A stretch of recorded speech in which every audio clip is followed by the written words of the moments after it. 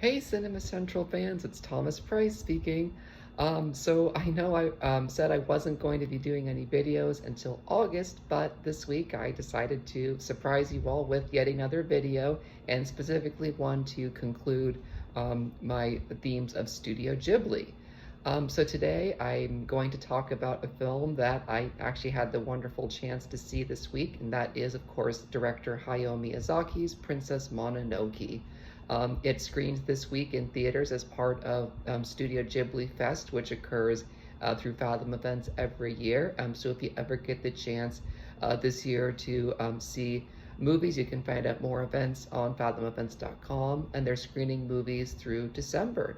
And this week they happened to screen Princess Mononoke, which I had never seen before. And so for me, it was a wonderful opportunity to not only watch the film for the first time, but really come to understand why it's such a beloved film. So I've got to say, it's definitely one of my new favorite Studio Ghibli films, and perhaps one of my all-time favorite Studio Ghibli films. A little bit of background on this movie. So director Hayao Miyazaki began developing this film in the 1980s. Originally, he conceived it as a fairy tale type story between a forest princess and a prince who was turned into a beast. In many ways, it was his own version of Beauty and the Beast, but Miyazaki decided instead to hold off and further develop the idea. And by the early 1990s, he had fully come up with a whole new film involving a prince who is cursed and who eventually falls in love with a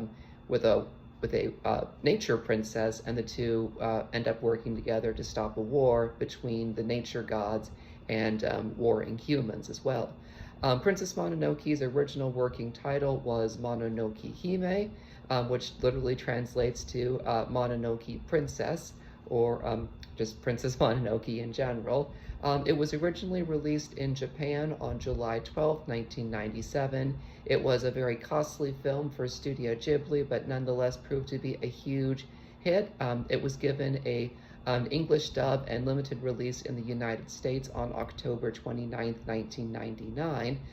Even though the film received very positive reviews during that time, it did not make much at the box office because of its limited run. However, Princess Mononoke did make back its money in the US when it was eventually released on home media. And to this day, it is not just known in Japan and the United States, but worldwide. Like all Ghibli films, it features beautiful quality animation, a lot of emotional heart and storytelling, great characters, and of course a very strong story, and a wonderful musical score composed by the great Joe Hisaishi. So since I watched the film this week, I'd like to share what I think makes this film so special. So here is my review of the film. First thing I'd like to talk about, of course, is its plot.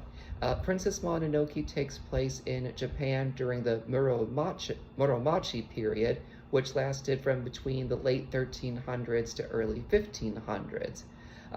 During this time in the film, I should say, a young man named Prince Ashitaka is cursed after slaying a demonized boar god, and sets out to find a mystical forest where a legendary deer god lives, and he hopes that the deer god will be able to cure him of his curse.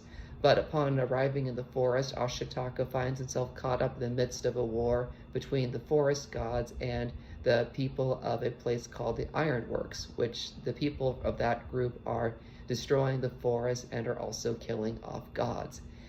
During this time, Ashitaka also meets San, a beautiful warrior woman who's been raised in the forest by the wolf goddess Moro and has a deep hatred for humans because of all the damage they have caused. But throughout it all, the two eventually fall in love and work together to bring an end to the war and bring peace back to the forest. So the story itself is pretty simple and also at the same time complex. At its heart, it is a story about love, both romantic love and also just an enduring love of all things. But also it is very much a story about understanding, and also a story that is laced with themes of environmentalism, war, self-discovery, and many other things. I'll describe more of that later. In many ways, it makes sense why Hayao Miyazaki decided to not make his first version, because even though I'm sure that the story of a princess falling in love with a cursed prince would have made a good story, had it been made in the 1990s, people would have found it a little too similar to Disney's Beauty and the Beast. So in many ways, it really worked out extremely well. It is also worth noting that the story of Princess Mononoke is also not just centered around the characters of Prince Ashitaka and San, but a lot of other characters too. And of course, that leads me to the second thing that makes this a great film, which is the characters. Like all Ghibli films, Princess Mononoke puts a lot of depth into the main two characters, Ashitaka and San. Ashitaka is a prince from a tribe in the northern part of Japan. For the most part, he's very much pure of heart. He hates war and conflict and violence, and only uses violence when he wants to protect himself and those that he loves and cares about. He actually rides a really pretty antelope elk-like creature called Yakul throughout the film. But at the start of the story, Ashitaka saves his people from a rampaging boar god who has become a demon. But when he slays the boar god, Ashitaka has a curse placed on his right arm, and he learns from his village's medicine woman that in time the curse will kill him. And so Ashitaka then decides to go to the forest of the gods in the hopes of finding a way of curing his curse so that he doesn't have to die young. Ashitaka goes through a very prolific character transformation during the film. By the end, he is not the harmless, innocent young boy he would have seen at the start of the film, but has become a very fearsome and brave warrior. But he is still very much pure of heart and caring, and also develops a very strong care and love for San. And also what makes Ashitaka such a strong character in terms of Studio Ghibli is the fact that he really believes strongly that peace can come between the two different groups. It in many ways makes him similar to Princess Nausicaa, the titular character of Nausicaa of the Valley of the Wind, and that both don't really like violence and want to see peace happen because it's destroying the natural world. And of course then, the other great character is San, the legendary Princess Mononoke herself. San was abandoned as an infant and raised by the wolf goddess Moro in the Forest of the Gods. And San, as we see from the get-go, really hates humans because of what they've done. She primarily wears animal skins and wields a knife, and is willing to hurt and even kill humans if it means saving her home and her family. But much like Ashitaka, she does go through a bit of a transformation. Even though she, for the whole film, still hates humans, she sees that that Ashitaka is literally very different from humans and cares about her. And she also comes to realize that she herself is also a human, but that she doesn't have to necessarily act like other humans do. And of course, she is very close with her wolf family, and is often seen riding on top of either her mother Moro or her wolf brothers.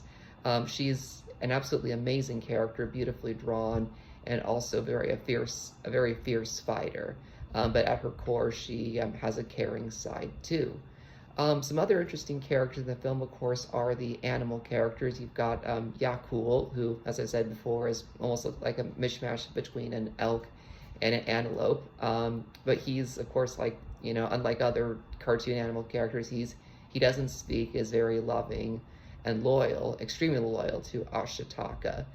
He's there for him. And then, of course, we have Moro, the wolf goddess, and oh my gosh, I love Moro. She's absolutely amazing, not just greatly drawn, but has a very intimidating appearance to her. But at her center, she just wants to protect her family and home too, as well. And she sees that Ashitaka is also very good of heart too.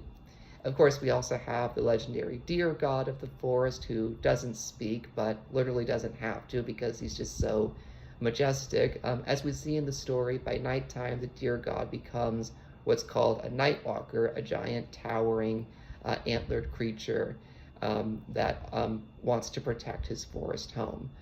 Some other good characters in the film include Lady Eboshi, who's the head of the Ironworks village.